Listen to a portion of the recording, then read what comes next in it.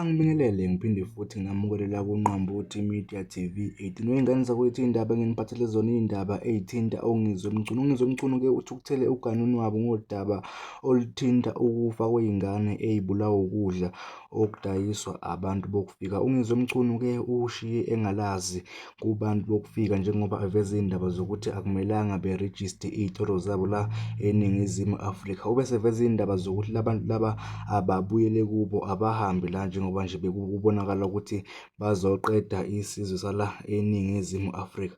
Kodwa-ke ngale ukukhuluma kakhulu wey'ngane zakwethu, ake ngikuphe nje nansi inkulumo yakho Ungizwe mculo ey'khulumela yena mathupha eveza lezi ndaba qi. Yokuthi South Africa is the best country in the African continent. Lingumgogodla. And ilona elisemhlane we-Africa elithwele i-Africa yonke e-3 bricks. So into eyenzakalayo njengamanje ukuthi emveni kwaleso simo leso amaSomalia, amaPakistan namanye abantu bakwamanye amazwe bazela iy'ngane bathandana nodadewethu bayabaxhaphaza, badayisela izingane zethu ama-ships anama-drugs, babulala iy'ngane zethu. Babulala iy'ngane zethu, babulala imindeni yethu ngokudayisela ama-sausage akhandwe ngenyama yenja namaphilisi adliwa izinja. Bese bedayisela ngisho ama-coke angama-fake, because the aim is to kill our generation so that in 20 years to come this country will be led by a foreign person that was born in South Africa. And our government is quiet, and our government does not see that. Makhulunywa ngalento ethiwa ukuvukela umbuso. This is what we are talking about. Ukuvukela umbuso ke lokho ke manje. Lento ke yona akukho kunya ngaphandle kwalokho ukuvukela umbuso. Njengoba sekukhuluma mina khuluma ukugcina ngithi Ningizimu Afrika yonkana, ngithi bantu abamnyama, ngithi Ningizimu Afrika yonkana, regardless of your political gear, your political groupings, but you must come together and say one word. Ayikhala manje. Ziyakhala manje. Ngithi ziyakhala manje. Akwazi ukufela uyiviki neviki sifela siyingane usuku nosuku kufa ingane kufa abantu ngamakwalakwala izinja eyibulala abantu abamnyama, a generation that will lead our nation in the future. We can never tolerate that nonsense. Never on a Sunday. You can hate me, you can love me, but this is a truth. Iyona qiniso leli ziyakhala manje. Fusak. Ngithi mina kini. Ngihamba manje ngeSoweto. Ngifuna ukubuka lama-Pakistani nalama-Somalia anenolele ezifana nezami lezi mina ngifake ukuba nesitolo kahle hle. Ngifuna ukwabuka labantu ababulala iy'ngane zethu kangaka. Ngifuna uku-attenda leli qala elise-Cape Town njengamanje. Lana amaSomalia akwazi ukupheka izinja ephekela abantu abamnyama.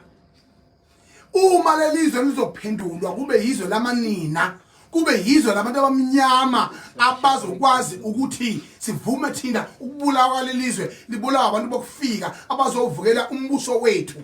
Ngithi mina njengamanje Ningizimu Afrika ngeke ngivume lokho. Nginikela ngamqobo mina, ngegazi lami uqobo mina. Kunoma ngavuma leyo nto. Angisoze.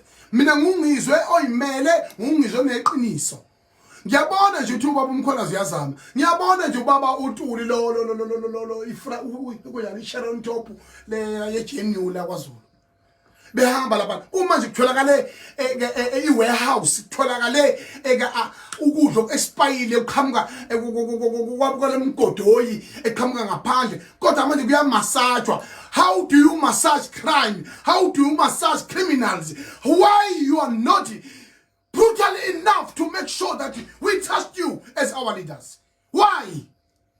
Why are you wearing your old tie? Why? Hey, for second man, zinja, nisafaka tie, izolibona, ufingane zethu, our generation. Why you are standing there, meticulous, as you are graduating next year? Why you are there as people, young people of South Africa who have just finished exams? You are wanting to go to the beach and swim, and after that you will be killed by the foreigners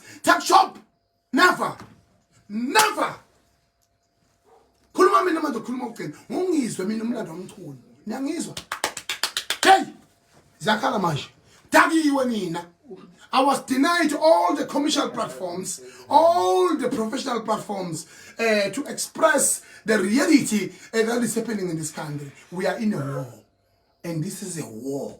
And this is a war began long time ago. This is a system that is created to destroy our own land because it's the best land in an African continent and it's the best land to revelate an African continent. So now our leaders are very, very weak. Weak leaders. Matangwana sekumthuni mfowethu ungakithi jabezitha. I am appealing you an urgent meeting with you.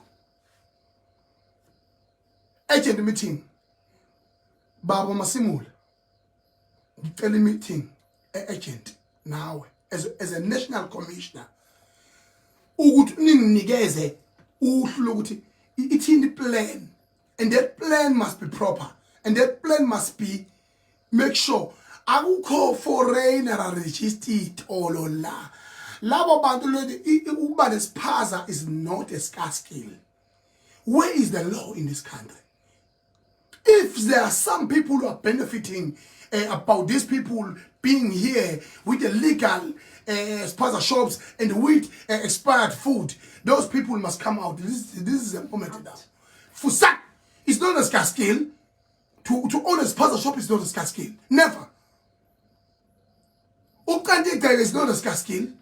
Sidinga odokotela nonjiniyela thina bazosikhandela umgwaqo nethizeni bakhandi itetamo. Those are the scarce skills that we may not have. But in the 10 years of democracy, to own a spaza shop is a scarce skill. For them to be employed, that is right. Not to be in charge of us, never. Ziyakhala manje. Ababuyele bakubo. Beyofundisa onipho. Kuma bebuye bezogcina imithetho. Belandele imithetho elelizwe laseNingizimu Afrika. Mabehlulwe yilokho seyiphosela. Unjalo nje. Bese ngena kulomfana lo ophethe ugesi. Ubani igama lalo minister lona? uRamahoba. Athi uRamahoba. Lo hleka azaphalaze. Ikhona lo yahleka kamina. Uhleka azaphalaze lapha engcinela kumongameli. uRamahoba. Ramahoba. You are the Minister of Electricity. A job well done. Ukuthi ukwazile ukuthi umongameli, okay, the credit goes straight to Cyril and yourself. Ukuthi nikwazile ukuhlangana nenza ugesi awucha. Hayi. Namanje we are still traumatized. Now we are traumatized.